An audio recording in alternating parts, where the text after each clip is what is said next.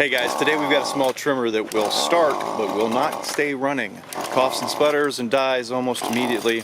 Pretty sure it's going to be a carburetor, so let's do a carburetor replacement and see if it helps. It may not be quite this easy, but it's pretty easy.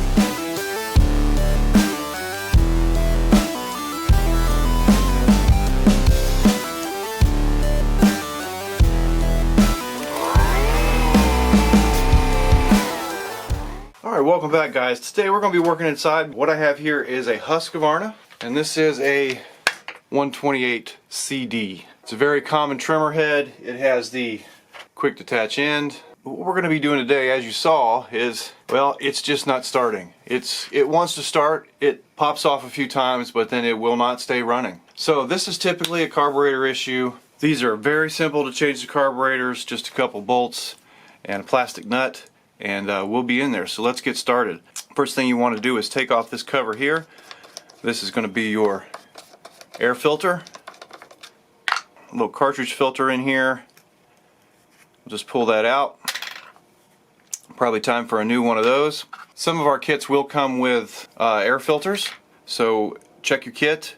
Some come just the carburetor, some come with air filters, some come with gasket set. So check your kit and see what you got. See if you make sure you got everything for this job.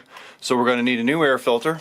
We've then got two 8mm bolts that need to come off. Grab you a ratchet, or in this case I just got a little T-ratchet. Don't drop them on the floor, because then you got to go hunting for them.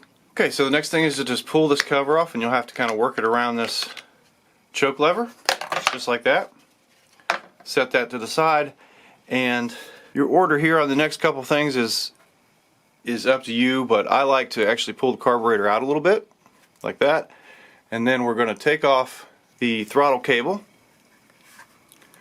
Just work it to one side. It's just held in there, just like that. Alright, the next part can be a little bit tricky. We have two hoses here coming to the gas tank. One is the intake and one is the return line. So if you have a primer bulb on your carburetor, your intake is going to go to the primer bulb, and then the other one will be the return. If you do not have one, just pay attention to where they came out of. And you can always tell intake line by looking inside the gas tank and determining which line has the fuel filter on it. That will be your intake line, not your return line. So getting these off can be a little bit tricky sometimes. What I usually do is take just a pair of needle nose. If you don't have a regular pair of hose pliers, take a pair of needle nose and twist them a couple times, like so. That kind of breaks the bonds between the hose and the tube. Then you can take and come above the hose and push down with your pliers and pull them off somewhat like that. Sometimes they're a little difficult. Just keep working at it, keep twisting them, and they should come right off eventually. If you're not going to reuse your lines, of course, you could just snip the lines and then you're going to replace them with new ones. So the next thing here is we'll just pull the old carburetor off, and you will notice that it did take off some of the gasket material.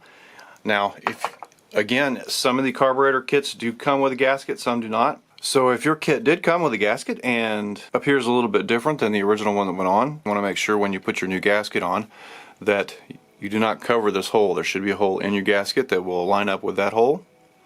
Of course, you'll have your two bolt holes and your center hole, but this hole is just as important. You want to make sure that there is a hole there for it. Let's put our carburetor back on. We'll get it started on there. We'll go ahead and put our fuel lines on. Just cinch them up as far as they'll go. In this case, you got to move the throttle a little bit to the side, push it on. Then we can take our throttle cable and pull it out just a little bit more. So you might have to move your throttle around a little bit to do this, like so. Feed your cable in so it's flat, like that. Push the carburetor back, and now we have our fuel lines connected and our throttle cable connected. And now we can just put our cover back on, our nuts, air filter, and the outer cover, and we're ready to go test it out.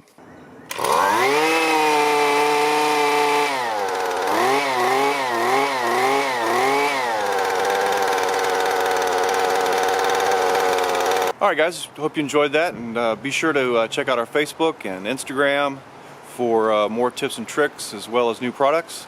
Visit the store at hipastore.com, where you'll find a full range of products for your small machines. Until next time, thanks for watching.